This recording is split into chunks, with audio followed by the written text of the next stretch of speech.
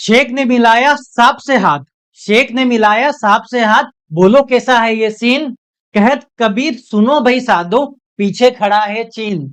इसका मतलब सीधी सी बात ये आ रही है कि शेख ने सांप के साथ में हाथ मिला दिया। यहाँ पे आपको यहाँ पे दिख सकते हैं, ये जो सांप खड़े हुए दिख रहे हैं शहनाज शरीफ, और इनके साथ में दिख रहे हैं यहाँ पे आपको शेख मोहम्मद बिन सलमान, जो कि सऊदी अरब के शेख। इनके द्वारा एक डिफेंस पैक्ट साइन किया गया है।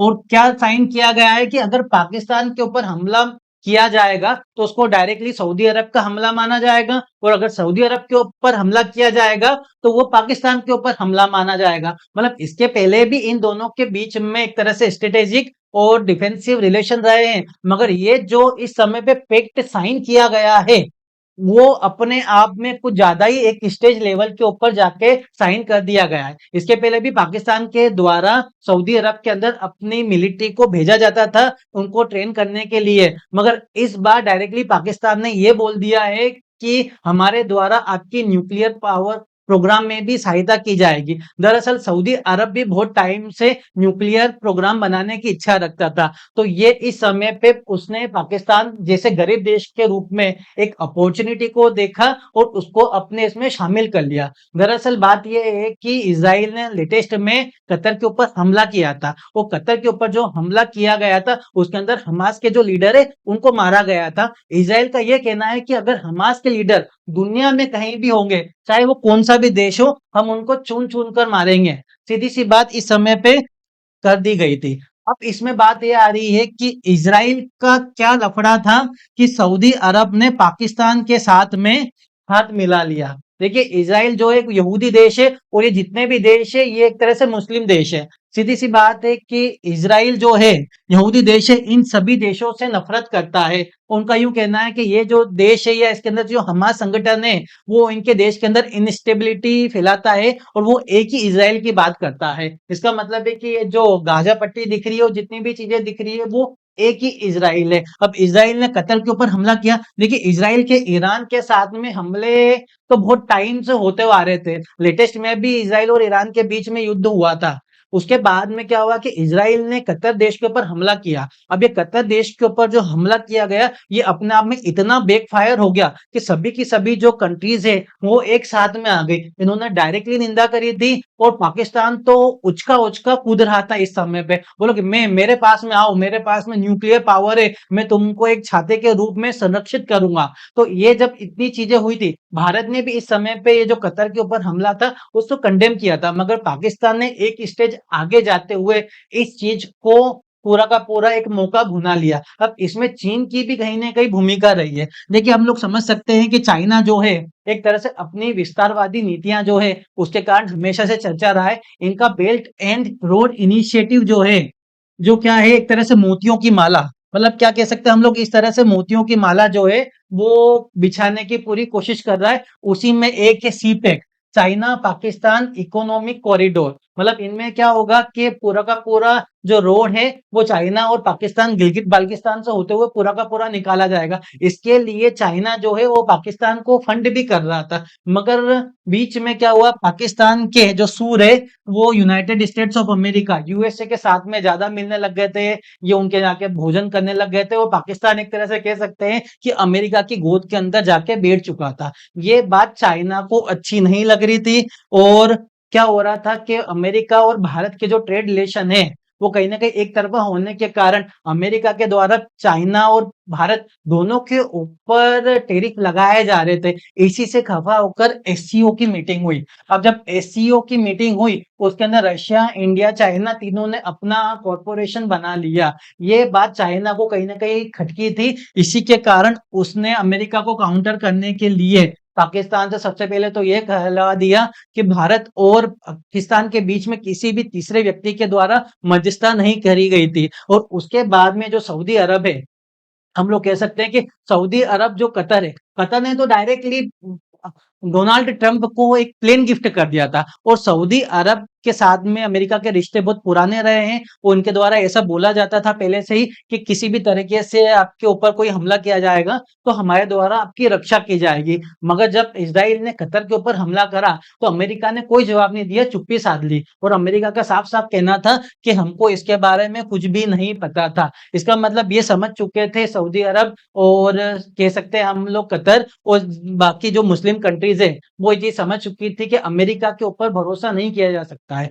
सीधी सी बात है, अमेरिका ने किसी का साथ आज तक दिया नहीं है। अमेरिका का राष्ट्रपति डोनाल्ड ट्रंप जब तक है, अमेरिका के ऊपर कोई इस समय पे भरोसा नहीं कर सकता है ना। आज ये कोई दूसरी चीज बोलते हैं, परसों कोई दूसरी चीज बोल लेते हैं। तो इनके स्टेटमेंट जो है वो हमेशा बदलते रहते हैं। भारत को लेकर भी इनके स्टेटमेंट हमेशा से बदलते रहे। तो इन्होंने पाकिस्तान के रूप में, एक कह सकते हैं हम लोग बहुत गरीब देश है मगर इसके पास में न्यूक्लियर पावर है। इसके पास में कम से कम 100 से 120 के बीच में न्यूक्लियर वेपन है।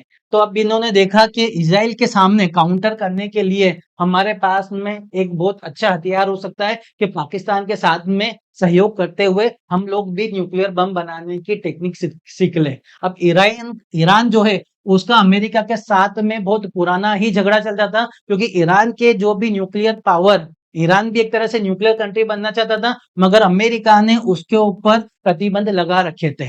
सीधी सी बात है, 1967 की बात है। एक एनपीटी नाम की चीज होती थी, नॉन प्योरिफिकेशन ट्रीटी। अमेरिका और ये जितने भी देश थे उन्होंने साफ साफ बोल दिया था कि आप अपने जो भी न्यूक्लियर पावर जो है उनको बनाना बंद कर दो। और 1967 के पहले तो रूस, अमेरिका, ब्रिटेन, फ्रांस, चीन, ये सभी देश जो है वो अपने परमाणु हथियार बना चुके थे मगर भारत और पाकिस्तान ने नहीं बनाया था। तो इनके विरोध के बावजूद भारत ने अपना परमाणु हथियार बनाया 1974 में, स्माइलिंग बुद्धा और पोखरण के अंदर करे। 1998 में भी इसको उन्होंने परमाणु अपना करा था शांति के लिए। इसी के साथ में पाकिस्तान के द्वारा भी अपने परमाणु बम बना लिए गए थे। तो इसी को देखते हुए सऊदी अरब ने इस समय पे अब पाकिस्तान का साथ देना उचित समझा। इसी के साथ में क्या होता है कि 1971 में जब दिल्ली और मॉस्को दोनों साथ में आए थे, क्या हुआ था कि ये यहाँ पे आपको दिख रहा है भारत, सपोज कर लीजिए यहाँ पे आपको दिख रहा है पाकिस्तान और ये दिख रहा है बांग्लादेश। पहले क्या होता था, ये पाकिस्तान और बांग्लादेश दोनों एक ही थे। ये पश्चिमी पाकिस्तान कहलाता था, ये पूर्वी पाकिस्तान कहलाता था। अब क्या हुआ कि ये जो लोग हैं पाकिस्तान के पास में या तो हिंद महासागर की तरफ से चले जाओ या भारत के अंदर से घुसो। तो ये समस्या भारत के साथ में हमेशा से आ रही थी। तो इसी से मुक्ति पाने के लिए 1971 में भारत ने अपनी जो सेनाएं हैं वो पूर्वी पाकिस्तान, मतलब जिसको आज बांग्लादेश कहते हैं, उसके अंदर भेज दी थी और बांग्लादेश को आजाद करा दिया। अब इसमें क्या हुआ था कि अमेरिका जो है यहाँ पर, अमेरिका ने अपने जंगी जहाज भेजे थे, क्योंकि अमेरिका और पाकिस्तान के साथ में एक डिफेंस पैक्ट था कि अगर आपके खिलाफ किसी भी तरह का हमला किया जाएगा तो हम खड़े रहेंगे। अब 1971 में भारत और रशिया ने भी अपने पैक्ट साइन कर लिए थे। तो जैसे ही इनका जंगी जहाज आया 7th फ्लीट, रशिया ने भी अपने जहाज जो है वो समुद्र के अंदर उतार दिए। तो इसका मतलब है अमेरिका जो है वो पीछे की साइड खिसक लिया। इसी के साथ में पाकिस्तान और अमेरिका के संबंध थोड़े अच्छे होते जाते हैं मगर न्यूक्लियर पावर के कारण वापस बिगड़ते जाते हैं। ये सब चीजें संबंधों के अंदर चलता रहता है। अमेरिका कहीं ना कहीं अपने आप को दोगला हमेशा से दिखाता आया है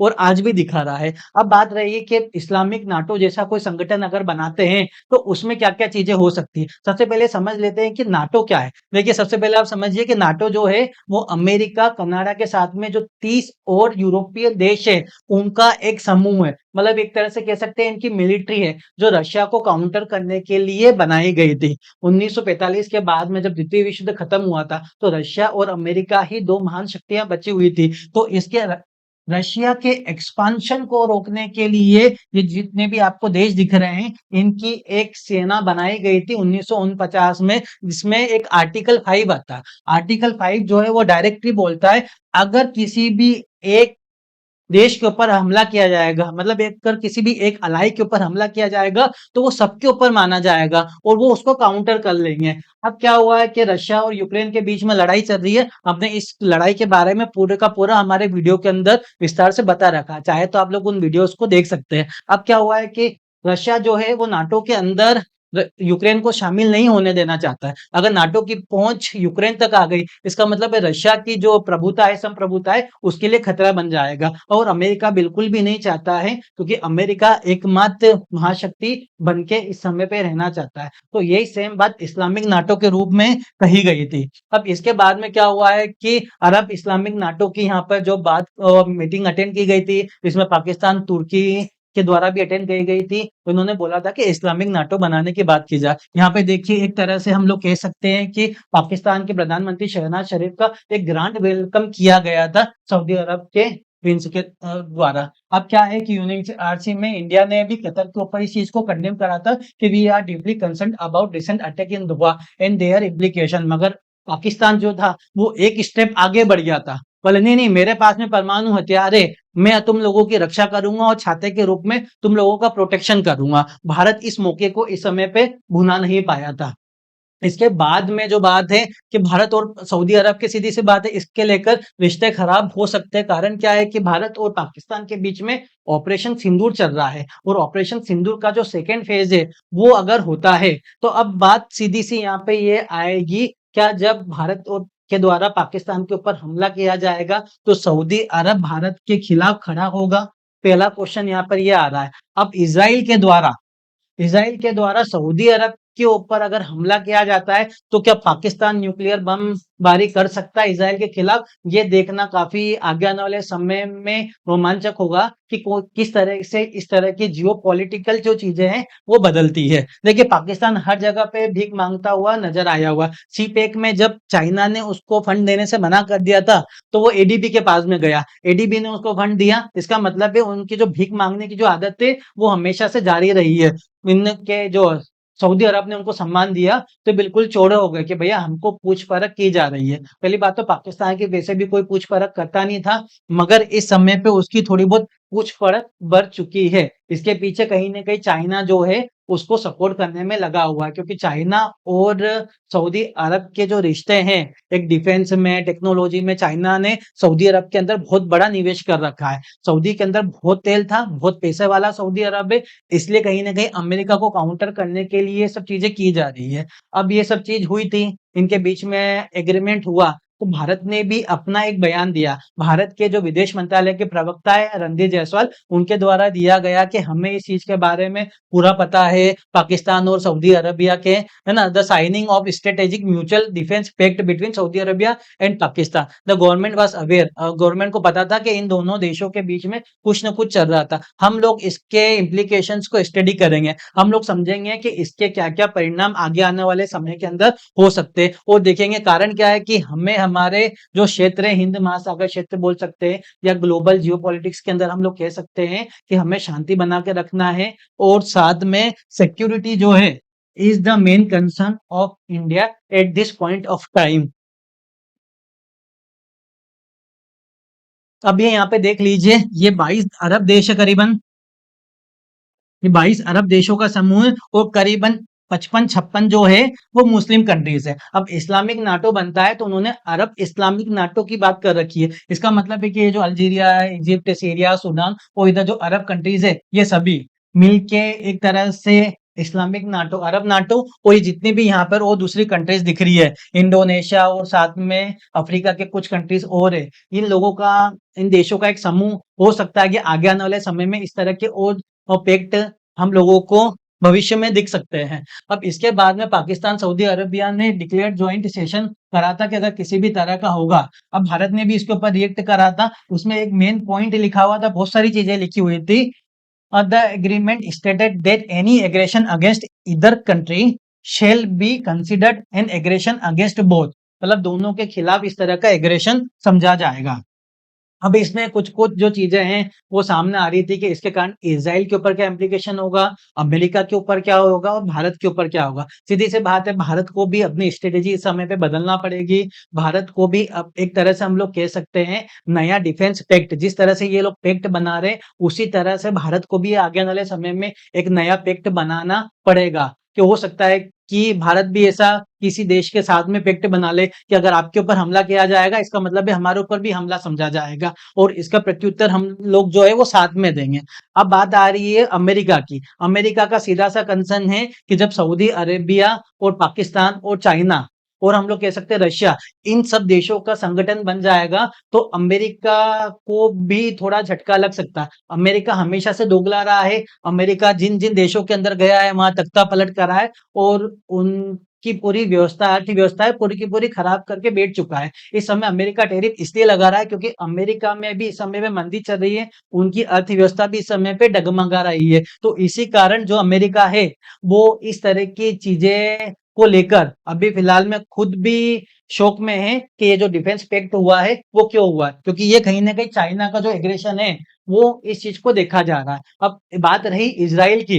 इजराइल के ऊपर ये हो सकता है कि अगर इजराइल सऊदी अरब के ऊपर या किसी अन्य देश के ऊपर आगे आने वाले समय में अटैक करता है तो हो सकता है ये जितने भी देश है साथ में मिलके इजराइल को काउंटर करने की कोशिश करेंगे। देखिए इजराइल जो है वो एक न्यूक्लियर संपन्न देश है और इस जगह पे आपको सिर्फ अकेला पाकिस्तान है, वो न्यूक्लियर संपन्न देश है। तो ये कहीं ना कहीं जो देश है वो पाकिस्तान की मदद लेना चाहेंगे। देखिए पाकिस्तान सीधी सी बात है गरीब देश है, वो पैसे का भूखा है और सऊदी अरब जो है वो हमेशा से ही तेल का एक सबसे बड़ा उत्पादक रहा है, वहां पे तेल के खूब भंडार मिले थे। मगर अब 2030 तक तेल के भंडार धीरे धीरे कर करके खत्म होने वाले हैं तो सऊदी अरब भी अपने लिए नई नई संभावनाएं तलाश रहा है।